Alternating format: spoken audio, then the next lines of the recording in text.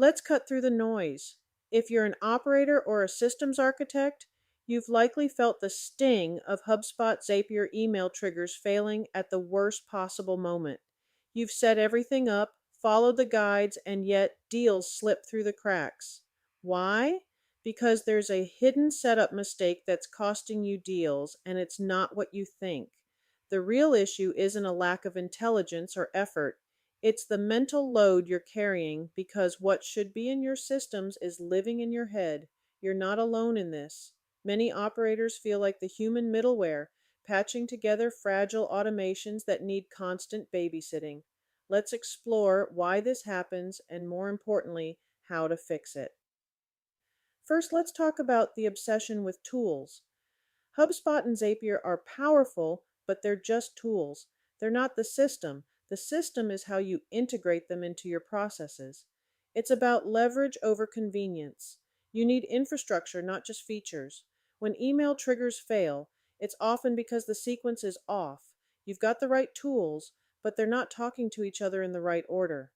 Consider this. A sales team relies on automation to follow up with leads. But when the triggers fail, leads are lost, and sales blames the tools. The real problem? The setup didn't account for dependencies and failure modes. It's like building a house on sand and wondering why it collapses in a storm. Let's dive deeper into the misconceptions. Many believe that more automation equals better efficiency, but automation without integration is chaos. You need to map out your processes, understand the dependencies, and ensure every part of your system is communicating effectively. It's not about adding more zaps, it's about smarter zaps.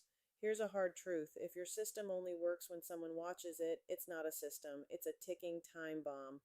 The key is to design systems that anticipate failure points. You need to ask yourself, what happens if this zap fails? Who gets notified? What's the backup plan? Most operators miss this because they're too focused on the tools, not the infrastructure. Let's talk about mental load. You're carrying the weight of broken handoffs and decision fatigue because your systems aren't doing their job. It's exhausting and it's unnecessary. The solution isn't more tools, it's clearer systems thinking. You need to offload what's in your head into a robust, integrated system that works even when you're not watching.